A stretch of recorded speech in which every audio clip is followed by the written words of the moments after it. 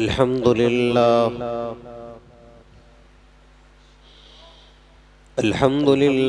नहमदुहु व नस्तईनुहु व नस्तगफिरुहु व नु'मिनु बिही व नतवक्कलु अलैहि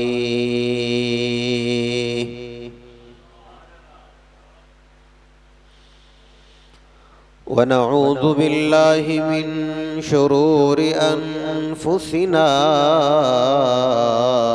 व मिन सय्यिआति अअमालिना।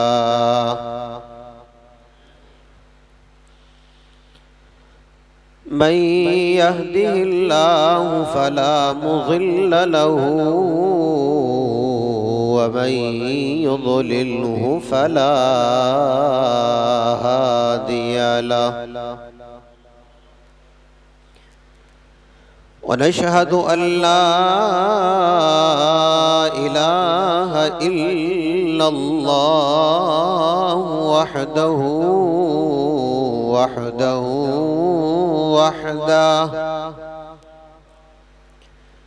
ला शरीक लहु वला नज़ीर लहु वला मिसल लहु वला मिसाल लहु। व नशहदु अन्न सय्यिदना व सनदना व मौलाना व हबीबना व हबीब रब्बिना व तबीबना व तबीब क़ुलूबिना व मौलाना मुहम्मदन अब्दुहु व रसूलुहु अरसलहु बिलहक़्क़ि बशीरन व नज़ीरा व दाइयन इलल्लाहि बिइज़्निहि व सिराजम मुनीरा। अम्मा बअदु फ़अऊज़ु बिल्लाहि मिनश शैतानिर रजीम। बिस्मिल्लाहिर रहमानिर रहीम। शहरु रमज़ानल्लज़ी उन्ज़िल फ़ीहिल क़ुरआनु हुदल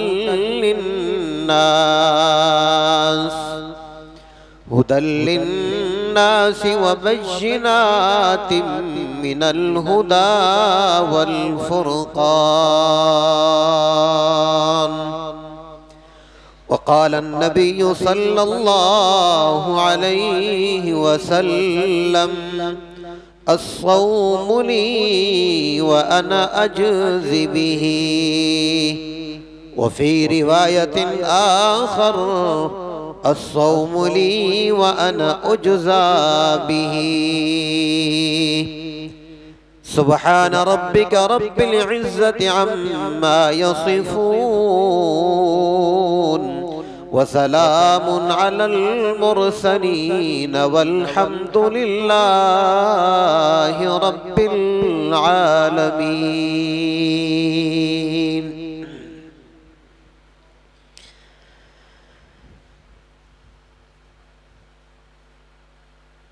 अल्लाह का लाख लाख फजल और करम है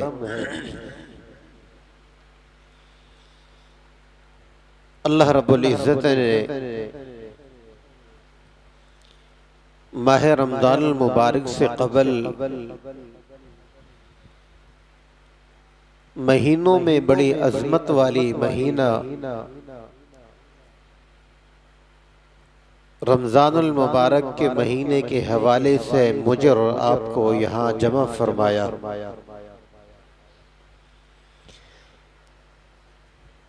इशाअत तौहीद व सुन्ना ज़िल्ला जुनूबी के अमीर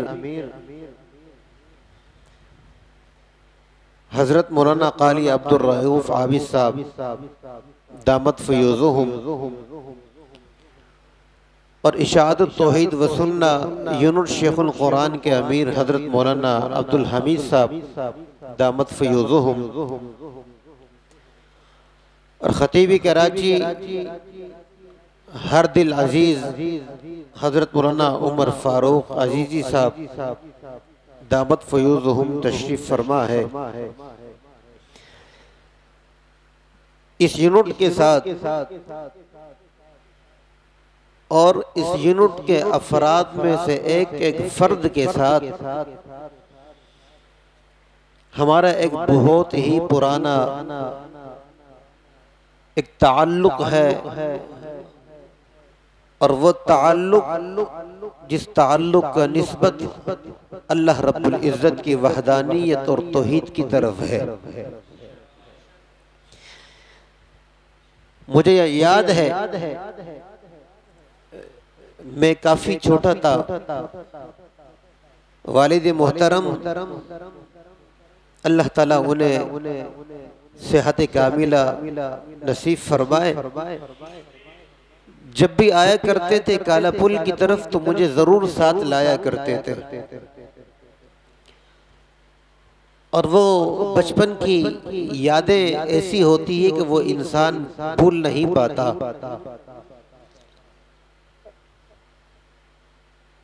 मेरी कोशिश ये होगी और रही भी है कि वालिद मोहतरम की उस वफा को मैं तादेर कायम और दायम रखूं और ये जो निस्बत है जिस निस्बत से हम यहाँ जुड़ते हैं और जुड़ते हुए आ रहे हैं, अल्लाह रब्बुल इज़्ज़त उस निस्बत से हमारे उस ताल्लुक को कायम रखे। जिस इदारे में आज मैं और आप तशरीफ फरमा है, उस्तादुल कुर्रा उस्तादुल उलमा हज़रत कारी अब्दुल अजीज नव्वरल्लाहु मरक़दहू, यकीनन कारी साहब अपनी जात के अंदर एक कारी साहब नहीं थे, बल्कि जात के अंदर वो एक जमात थे। कारी साहब की नजर सिर्फ अपने मदरसे के बच्चों पर नहीं थी, कारी साहब की नजर सिर्फ अपने घर के बच्चों पे नहीं थी, बल्कि कारी साहब की नजर इस पूरे इलाके के बच्चों पर और फिर इस इलाके में रहने वाली जो बरादरी है उस बरादरी के एक एक फर्द और एक एक बच्चे पर उनकी नजर थी। मौलाना उमर फारूक अजीजी साहब ने जैसे अभी आपसे जिक्र फरमाया, हजरत कारी साहब की वफात से 2 दिन पहले इशा के बाद कारी साहब का फोन आया और कारी साहब ने बड़ी तफसीली गुफ्तगू मुझसे की और ये कहा कि अनकरीब में इंशाअल्लाह वालिद मोहतरम से मिलने के लिए आऊंगा। और उन्होंने कुछ इसरार किया तंजीमी हवाले से, कुछ जिम्मेदारी के हवाले से।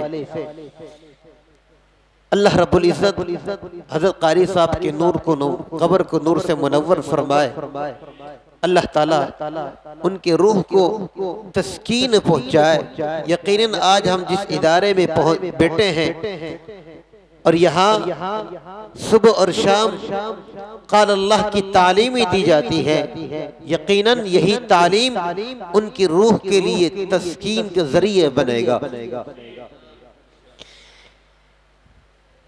अजीज दोस्तों, माह रमजानुल मुबारक करीब से करीब तर आ रहा है और रमजान के महीने में खास तौर पर 2 किस्म की इबादतें हैं। एक दिन की इबादतें हैं जिसे रोजा कहा जाता है और एक रात की इबादत है जिसे तरावीह कहा जाता है। तरावीह का ताल्लुक कुरानी करीम से है और दिन भर इंसान का भूखा और प्यासा रहना इसका ताल्लुक रोजे से है।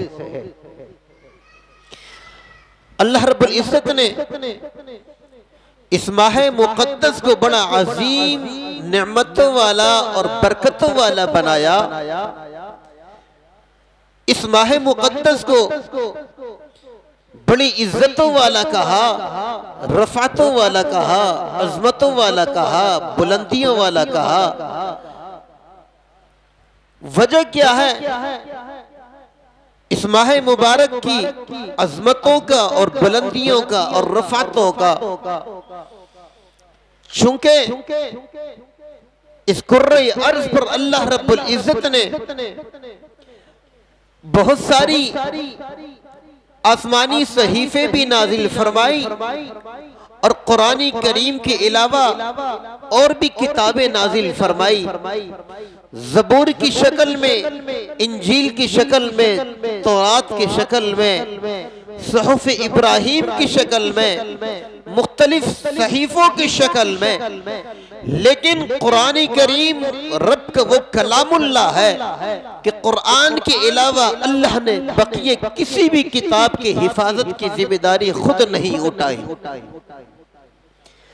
कुरान की हिफाजत की जिम्मेदारी अल्लाह रब्बुल इज़्ज़त ने खुद उठाई। इन्ना नहनु नज़्ज़लना ज़िक्र व इन्ना लहू लहाफ़िज़ून। और कुरान की हिफाजत की जिम्मेदारी इस शक्ल में नहीं है कि कुरान इस किताब की शक्ल में जो आज हमारे हाथों में है इसी शक्ल में महफूज रहेगा। और अल्लाह ने इस किताबी शक्ल में कुरान की हिफाजत की जिम्मेदारी उठाई है। नहीं, अल्लाह ने कुरान के मतन की हिफाजत की जिम्मेदारी बच्चों के हिफ्ज़ कुरान के जरिए से उठाई है। और अल्लाह ने उस कुरानी करीम की मतन की तशरीह की हिफाजत की जिम्मेदारी उलमा के इल्म के जरिए से उठाई है।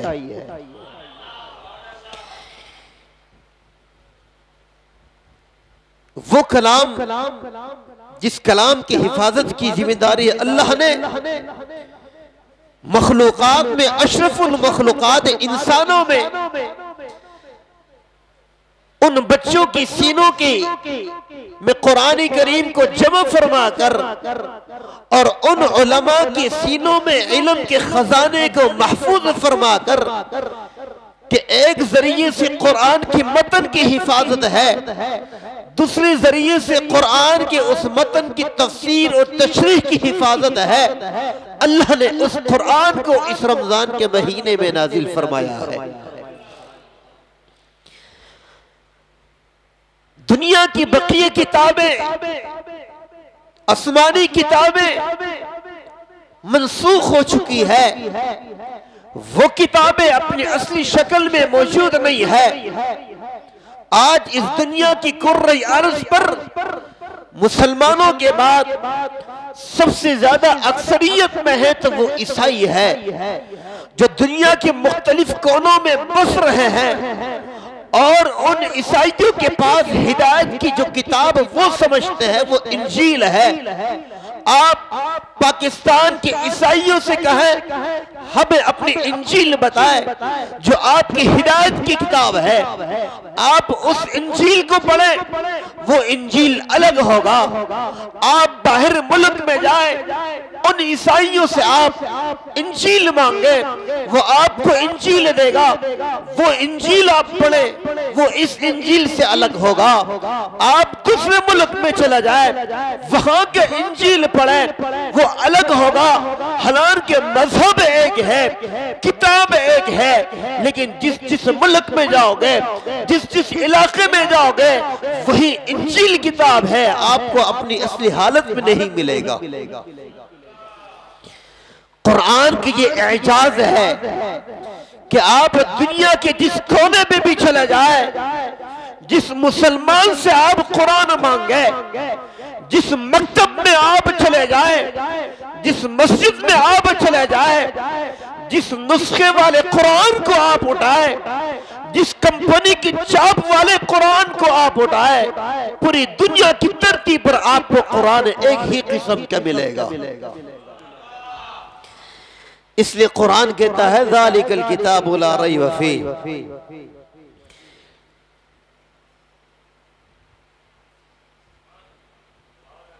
इमाम राज़ी रहमतुल्लाह अलैह ने एक अजीब तौजीह लिखी है कि कुरान कहता है ज़ालिकल किताबु ला रैब फीह। अरबी के अंदर जब दूर की तरफ इशारा करना होता है तो उससे उसके लिए लफ्ज़ ज़ालिका का इस्तेमाल होता है। इमाम राज़ी रहमतुल्लाह अलैह फरमाते हैं कुरान तो मक्के में मौजूद था, रसूलुल्लाह मक्के में मौजूद थे, कुरान मक्के में नाजिल हो रहा है, फिर क्या वजह है कि अल्लाह रब्बुल इज्जत फरमा रहे ज़ालिकल किताब, वो किताब। हालांकि किताब तो करीब मौजूद है, किताब वाला तो करीब मौजूद है, फिर क्या वजह है? कुरान इशारा दूर की तरफ कर रहा है। इमाम राज़ी रहमतुल्लाह अलैह ने बड़े अजीब तौजीह लिखी है। फरमाते हैं चूंकि नबी के जमाने में इस कुरान पर इतना एतराज नहीं उठाया गया, रब को मालूम था कि नबी जब दुनिया से पर्दा फरमा लेंगे, नबी के बाद का जो जमाना है सिद्दीक़ अकबर का जमाना है, उमर का जमाना है, उस्मान गनी रज़ी अल्लाह ताला अन्हुम अजमाइन का जमाना है, रब ने उसकी तरफ इशारा फरमाया।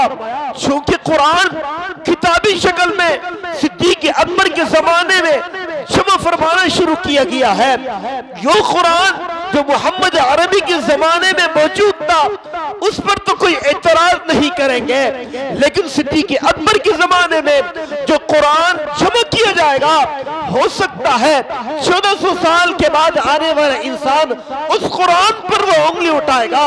मोहम्मद रसूलुल्लाह के जमाने में जो कुरान नाजिल हुआ था, सिद्दीक़ अकबर के जमाने में वो कुरान तब्दील हो चुका था। अल्लाह ने उस सवाल का जवाब 1400 साल पहले के इस अल्फाज में कह करके जवाब दे दिया। मेरे महबूब पैगंबर ज़ालिकल किताब, वो दूर जमाने का जो सिद्दीक़ अकबर के जमाने में जमा किया जाएगा, जो हज़रत उमर के जमाने में जमा किया जाएगा, जो हज़रत उस्मान गनी के जमाने में जमा किया जाएगा, मैं ऐलान आज से पहले कर रहा हूँ, ज़ालिकल किताब उस जमाने में जमा होने वाली जो किताब होगी उसमें कोई शक नहीं होगा।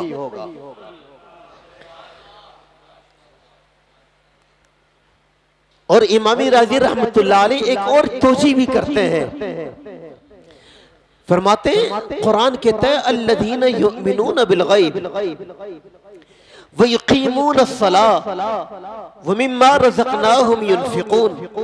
बात से बात निकल के किसी और तरफ जा रही है, लेकिन गारज करके वापस आता हूँ अपनी मंजिल की तरफ। इमाम राज़ी रहमतुल्लाह अलैह फरमाते हैं यहाँ रब ताला सिद्दीक़ अकबर की सदाकत को बयान करते हुए अल्लज़ीना युमिनून बिल गैब में इशारा कर रहा है। सिद्दीक़ वो है जो कुछ देखे नबी बिन देखे वो ईमान लाए, बिन देखे वो तस्दीक करे।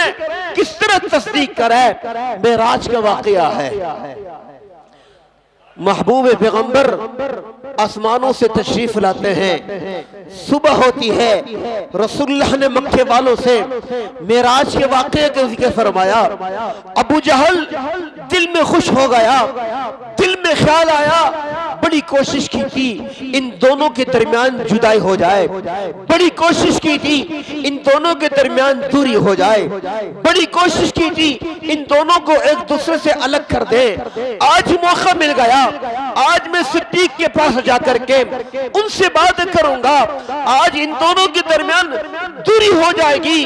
अबू जहल आकर के सिद्दीक से कहता है अबू बकर तुम्हें मालूम है जिसे तुम अपने दोस्त कहते हो, जिसे तुम अपने यार कहते हो, जिसे तुम अपने नबी कहते हो, जिसे तुम अपने इमाम मानते हो, हम तो कहा करते थे ना वो मजनून है नऊज़ुबिल्लाह, वो दीवाना है नऊज़ुबिल्लाह। आप हमारी बात पर यकीन नहीं करते थे, कल तक तो वो जमीन की बातें कर रहा था, आज तो उसने आसमानों की बातें करनी शुरू की है। सिद्दीक ने कहा अबू जहल बात क्या है, जरा बता तो सही।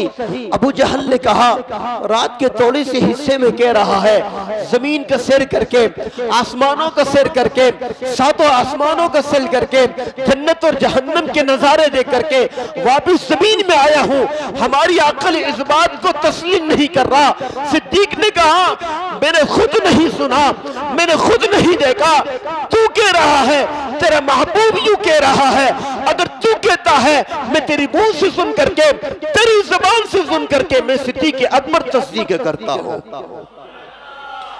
कुरान कहता है अल्लज़ीना युमिनूना बिल गैब, सिद्दीक वो होता है जो बिल गैब ईमान लिया है, बिन देखे ईमान लिया है, बिन सुने ईमान लिया है। इमाम राज़ी रहमतुल्लाह अलैह फरमाते हैं यहाँ इशारतुन नस बता रहा है, नस बता रहा है, इशारा कर रहा है इस तरफ कि अल्लज़ीना युमिनूना से सिद्दीक अकबर की सदाकत मुराद है। इमाम राज़ी रहमतुल्लाह अलैह फरमाते वो युकीमून अस्सलाह, मक्की दौर है, सख्त जमाना है, तकलीफों का जमाना है, दर्द और परेशानियों का जमाना है। 39 अफराद मुसलमान हो चुके हैं। दारे अरकम के घर के अंदर वो एक झाड़दीवारी में अपनी इबादत कर रहे हैं। एक रात रसूलुल्लाह उठते हैं, बैतुल्लाह जाते हैं, खिलाफी काबा को पकड़ते हैं, रब से दुआ मांगते हैं अल्लाहुम्मा आइज़्ज़िल इस्लामा बिउमर बिन खत्ताब औ बिउमर बिन हशाम। या अल्लाह अगर इस इस्लाम को झाड़दीवारी से बाहर देखना चाहते हो, भुलाना चाहते हो, फैलाना चाहते हो, तो आप उमर बिन खत्ताब या उमर बिन हशाम में से किसी एक को ईमान से नवाज दे।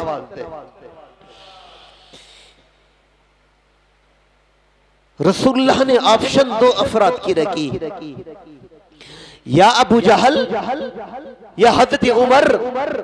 रब ने इंतखाब उमर क्यों किया, अबू जहल के क्यों नहीं किया? सवाल है, रब ने इंतखाब अबू जहल के क्यों नहीं किया, उमर क्यों किया? उलमा ने एक तौजीह लगी है, उमर अगर मुसलमान नहीं बनाता तो वजह ये थी हक नहीं पहुंचाता, जिद नहीं थी, हक न पहुंचने की वजह से, हक न पहचानने की वजह से वो मुसलमान नहीं हुए थे। लेकिन अबू जहल हक जानता था, पहचान हो चुकी थी, लेकिन दिल में जिद था, बुग़्ज़ था, इनाद था, जिद की वजह से नहीं मान रहा था। रब ने उस ईमान के लिए इंतखाब हज़रत उमर के इसलिए किया है कि उसमें जिद नहीं थी। और उमर जब मुसलमान बने तफसील में नहीं जाता, कलमा पढ़ा, सहाबा ने नारे तकबीर बुलंद किया। रसूलुल्लाह ने फरमाया सहाबा मेरे यारो, मेरे जानी सारो, क्या तुम उमर के ईमान से इतने खुश हुए हो? कहा हाँ या रसूलुल्लाह, क्यों नहीं, उमर के ईमान से तो हम खुश हुए हैं। रसूलुल्लाह ने फरमाया मेरे सहाबा उमर के ईमान से तो अर्श के फरिश्ते भी खुश हो गए हैं। वो उमर था, अजान हुई, अजान देने का वक्त हुआ, दारे अरकम के घर के अंदर अजान दी जा रही है, नमाज का वक्त हुआ। उमर या रसूलुल्लाह ये क्या है? उमर ये अजान है। अजान क्या होती है? ये रब की एक सदा है, इबादत की तरफ, नमाज की तरफ बुलाना है। नमाज क्या है? ये रब की खुशनुदी है। यहां क्यों है? उमर आपको मालूम है तादाद में कम है, कमजोर है, बैतुल्लाह में नहीं पढ़ सकते। बैतुल्लाह जाएंगे, मक्के के लोग बड़े जालिम हैं, बड़ी तकलीफ देंगे। उमर ने कहा रसूलुल्लाह उमर के ईमान से क्या फायदा? उमर के ईमान से पहली भी नमाज दारे अरकम के घर में थी और उमर के ईमान के बाद भी नमाज दारे अरकम के घर में हो। मैं देखता हूं कौन है उमर को बैतुल्लाह में नमाज से मना करे। कुरान कहते वो युकीमून अस्सलाह, नमाजों को कायम करने वाला। इमाम राज़ी रहमतुल्लाह अलैह फरमाते हैं ये इशारतुन नस बता रहा है, यहां से मुराद हज़रत उमर है। और कुरान कहता है मिम्मा रज़क़नाहुम युनफ़िक़ून, मोमिन बंदे की तीसरी निशानी जो रब के रास्ते में खर्च करने वाला हो। उस्मान के सखावत से कौन नाशना है। तबूक का मौका है, लंबी गुफ्तगू में नहीं चाहूंगा, सिर्फ इशारा करूंगा। तबूक का मौका है, गर्मी का मौसम है, खजूर की फसलें पकी हुई है, लंबा सफर है, दूर का सफर है, सवारी के इंतजामात नहीं है, असलहा नहीं है, खाने पीने के इंतजामात नहीं है। रसूलुल्लाह मिंबर रसूल पर बैठे हैं, मदीना मुनव्वरा में हैं, ऐलान कर रहे हैं तबूक के लिए जाना है, चलने की जरूरत है। उस्मान गनी यहां से खड़े होते हैं, या रसूलल्लाह मैं उस्मान ऐलान करता हूं 300 ऊंट सामान से लदे हुए मेरी तरफ से है। बैठ जाते हैं, रसूलल्लाह फिर ऐलान कर रहे हैं कम है और जरूरत है। उस्मान यहां से उठ करके यहां आते हैं, यहां से खड़े हो जाते हैं, या रसूलल्लाह उस्मान की तरफ से 300 और ऊंट हैं, सिर्फ 8 ऊंट नहीं, सामान से लदे हुए ऊंट है। उस्मान फिर बैठ जाते हैं, रसूलल्लाह फिर ऐलान कर रहे हैं सामान की और जरूरत है। उस्मान यहां से उठ के सामने आते हैं, फिर खड़े होकर के, या रसूलल्लाह उस्मान की तरफ से 300 और ऊंट हैं, सामान से लदे हुए हैं।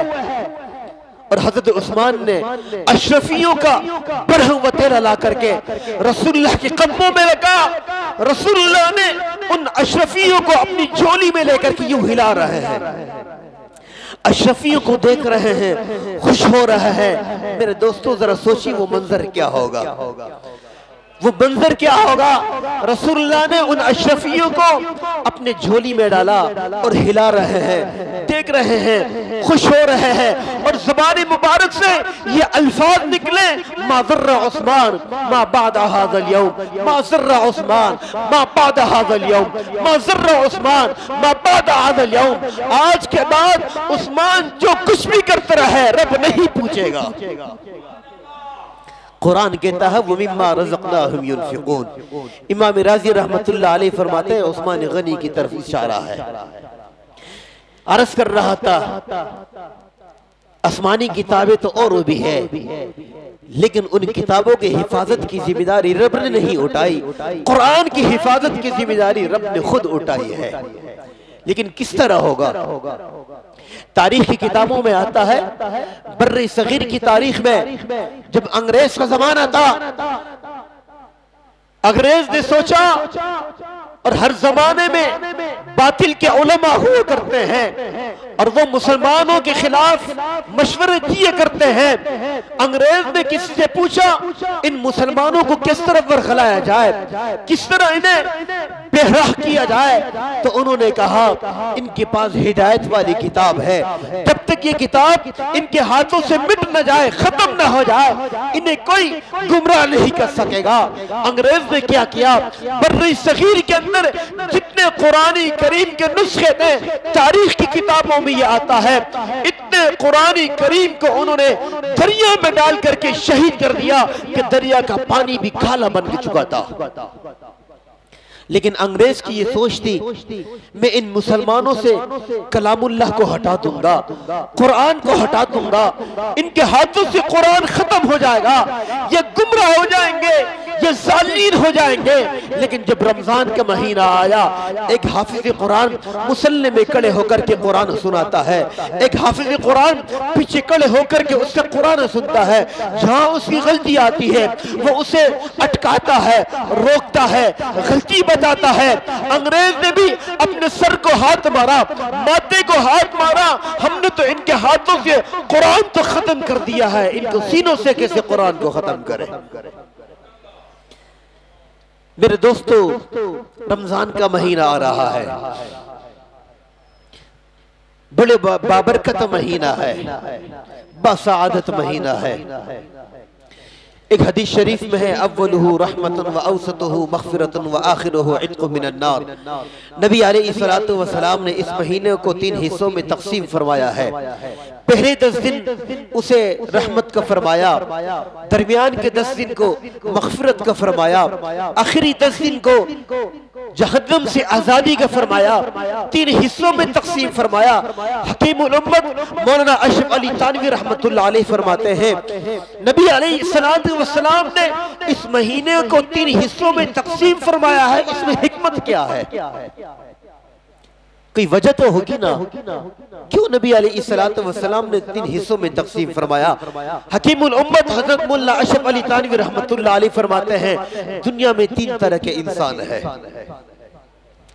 एक वो इंसान जो वलीउल्लाह है, मुत्तकी है, परहेज़गार है, सुबह से लेकर शाम तक वो इत्तिबाए सुन्नत के अंदर रहता है, नबी अलैहिस्सलातु वस्सलाम की सुन्नत को पर अमल करते हुए गुजारता है, रब का वली है, मुत्तकी है, परहेज़गार है, शब गुजार है, तहज्जुद गुजार है। नबी अलैहिस्सलातु वस्सलाम ने उस जैसे शख्सियत के लिए फरमाया, अव्वलुहु रहमतुन, जो ये महीना शुरू हो जाता है उस इंसान के लिए रहमत ही रहमत शुरू हो जाती है। और दूसरे नंबर पर मुझ जैसे और आप जैसे इंसान है, जिसके अमाल में अगर कुछ थोड़ी बहुत नेक अमाल भी है तो बहुत सारे रजिस्टर गुनाहों से भी भरे हुए होंगे।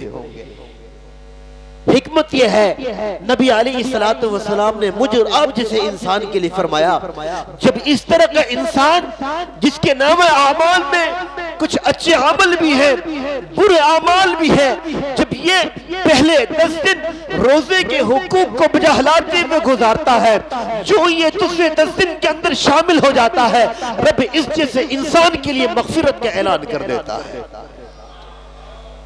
और तीसरे नंबर पर फरमाया, वो इंसान जो रब का बागी होता है, जो बिल्कुल ही गए गुजरा होता है, जिनके जिंदगी में नेक आमाल का कोई असर नहीं पाया जाता, जो रब का बिल्कुल बागी होता है, रब उसके लिए भी नबी अलैहिस्सलातु वस्सलाम ऐलान फरमाता है, जब रब का बागी जैसा इंसान भी शुरू के 10 अशरे 2 अशरे सही तरीके से गुजार लेता है, और जब वो तीसरे अशरे में दाखिल होता है रोजों के हुकूक को बजा लाते हुए, रब ताला उसके लिए भी जहन्नम से आजादी का ऐलान कर देता है। तो मेरे दोस्तों, रोजा एक हदीस के अंदर नबी अलैहिस्सलातु वस्सलाम फरमाते हैं, पिछली उम्मतों के ऊपर भी रोजा फर्ज था, और इस उम्मत पर भी रब ने रोजे को फर्ज किया है, लेकिन इस उम्मत पर जो रोजा फर्ज हुआ है उसके अंदर कुछ खुसूसियात है। एक खुसूसियत तो यह है, जो ही रमजान का महीना शुरू होता है, रब ताला जो बड़े बड़े कुब्बार शयातीन होते हैं उसे बांध लेता है। यही वजह होता है, आपने देखा होगा रमजान के महीने के अलावा बहुत से इस तरह के लोग होते हैं जो मस्जिद के करीब भी नहीं आते, दीन के करीब ही नहीं आते, साल भर गुजर जाता है, कुरान की तिलावत करने के उन्हें सआदत नसीब नहीं होती, दिन पूरे साल में वो एक पारा भी नहीं पढ़ते, लेकिन जो ही महीना रमजान का आता है वो नमाजी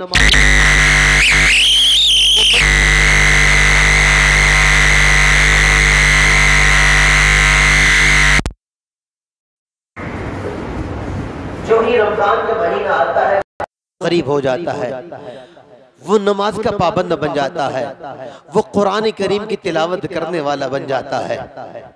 यही नतीजा है ना, जो कुब्बार शयातीन होते हैं उसे बांध लिया जाता है। और इस उम्मत के लिए रोजे की एक फवाइद ये भी है, नबी अलैहिस्सलातु वस्सलाम ने फरमाया, जन्नत की दरवाजों में एक दरवाजा वो है जिसे बाबू सयाम कहा जाता है, जिससे सिर्फ रोजादार दाखिल होंगे, और फिर मैदान हशर में हिसाब और किताब शुरू होगा। नमाज पढ़ने वाले को उसके नमाज का अजर मिलेगा, ज़कात देने वाले को उसके ज़कात का अजर मिलेगा, खिरात देने वाले को उसके खिरात का अजर मिलेगा, पड़ोसी के साथ अच्छा रवैया अपनाने वाले को उसका अजर मिलेगा, बच्चों पर शफ़क़त करने वाले को उसका अजर मिलेगा, बड़े का अदब करने वाले को उसका अजर मिलेगा। जब बारी रोजे की आएगी, नबी अलैहिस्सलातु वस्सलाम ने फरमाया, अल्लाह रब्बुल इज्जत ऐलान फरमाएंगे मेरे फरिश्तों, हट जाओ, अब मेरे और मेरे बंदे की बारी आ गई है। अस्सौमुली व अना अजज़ी बिही, रोजे के जज़ा में अल्लाह खुद अपने बंदे को दूंगा। और एक रिवायत में आया अस्सौमुली व अना उजज़ा बिही, मजहूल का लफ्ज़ इस्तेमाल किया गया है, मजहूल का सीगा है। अल्लाह फरमाते हैं अस्सौमुली व अना उजज़ा बिही, इसने रोजा मेरे लिए रखा, रोजे के बदले में आज मैं अल्लाह खुद इस बंदे का हो गया हो। इसलिए मेरे दोस्तों, दिन का अमल रोजा है, रात का अमल तरावी है। दिन का अमल रोजा है। हम ये समझते हैं खाने पीने से रुक जाएंगे तो ये रोजा है, नहीं, रोजा सिर्फ खाने और पीने से रुक जाने का नाम नहीं है। मन साम रमज़ान ईमानन व इहतिसाबन गुफिर लहू मा तक़द्दम मिन दम्बी। नबी अलैहिस्सलातु वस्सलाम ने फरमाया, जिस तरह इस मुंह का रोजा होता है, इंसान न कुछ खाएगा न पिएगा, इसी तरह इस आंखों का भी रोजा है, इसी तरह इन कानों का भी रोजा है, इसी तरह इन हाथों का और पांव का भी रोजा है। आंखों का रोजा यह है कि गलत निगाहों से उसे महफूज करें, कानों का रोजा यह है गलत समाज से, गलत चीजों के सुनने से कानों को महफूज कर दे। पांव का रोजा यह है कि बुराई की तरफ जाने से उसे रोक दे। हाथ का रोजा यह है गलत काम करने से अपने हाथों का रोजा रोक दे। जब इंसान इस तरीके से रोजा रखेगा, यही होगा मन साम रमज़ान ईमानन व इहतिसाबा। यही वो रोजा है जिसे ईमान और एहतिसाब वाला रोजा कहा गया है। और फिर रात का तरावी और कुरान करीम का सुनना और सुनाना, कितना खुशकिस्मत होगा वो इंसान कद रोज़े महशर मैदान हशर में कुरान उसके लिए शफाअत बन के आएगा। रोजा उसके लिए शफाअत बन करके आएगा। मैदान हशर है, गुनाहगार इंसान है, रोजा आएगा, रब से कहेगी अल्लाह मैं रोजा हूँ, मैं इस बंदे की सिफारिश करता हूँ, इसने सारा दिन मैंने इसे भूखा रखा, प्यासा रखा, ये भूखा और प्यासा रहा, चाहता चुप करके ये जाकर के खा भी सकता था, पी भी सकता था, लेकिन इसने चुप के न खाया है न पिया है। आज मैं रोजा सिफारिश कर रहा हूँ, इसके मग़फ़िरत फरमा। रोजा जब चले जाएगा, कुरान आगे आएगा, कलामुल्लाह आएगा, और कलामुल्लाह रब से सिफारिश करेंगे, अल्लाह ये तेरा बंदा है, सारा दिन ये गर्मी के अंदर प्यास को बर्दाश्त करता रहा, भूख को बर्दाश्त करता रहा, काम करता रहा, थकावट हो गई थी, लेकिन जब रात को ये घर आया, इसने आराम नहीं किया, रात को ये तरावी में खड़े होकर के मुझ कुरान को या पढ़ता या सुनता रहा, या पढ़ता रहा या सुनता रहा। आज मैं कुरान इसकी सिफारिश करता हूँ, इसकी मग़फ़िरत फरमा। अंदाजा लगाइए जिस गुनहगार बंदे के लिए सिफारिशी रोजा बन करके आए, सिफारिशी कुरान बन करके आए, जिसके सिफारिशी कुरान बन जाए, उससे बढ़कर सिफारिशी और कौन हो सकता है। इसलिए मेरे दोस्तों, रमजान का महीना आ रहा है, बाबरकत महीना है, बासाद महीना है। आज से हम उसकी तैयारी की कोशिश करें। हज़रत उम्मे सलमा रज़ी अल्लाह ताला अन्हा हमारे आपके रूहानी माँ है, नबी अलैहिस्सलातु वस्सलाम की ज़ौजे मोहतरमा है। फरमाती है रमजान के महीने के अलावा साल के बकिए 11 महीनों में अगर मैंने नबी अलैहिस्सलातु वस्सलाम को किसी दूसरे महीने में सबसे ज्यादा रोजे रखते हुए देखी है तो वो शाबान का महीना था। नबी अलैहिस्सलातु वस्सलाम ने शाबान के महीने में सबसे ज्यादा रोजे रखे हैं। असल में ये रमजान के महीने की तैयारी है। और हज़रत आयशा रज़ी अल्लाह ताला अन्हा फरमाती है कि शाबान के महीने में नबी अलैहिस्सलातु वस्सलाम सबसे ज्यादा रात को उठ करके नवाफिल अदा करते थे। ये रमजान के महीने की तैयारी है। इसलिए मेरे दोस्तों अभी से तहिया कर ले, इरादा कर ले कि रमजान का महीना हमने कैसे गुजारना है। पता नहीं फिर हमारी जिंदगी हमारे साथ वफा करे या ना करे, अगले साल हमें फिर रमजान का महीना नसीब हो या ना हो, जिंदगी वफा करे या ना करे। तहिया कर ले, अल्लाह से दुआ है जो कुछ कहा है अल्लाह अमल की तौफीक अता फरमाए। व आखिरु दावाना अनिल हम्दुलिल्लाहि रब्बिल आलमीन।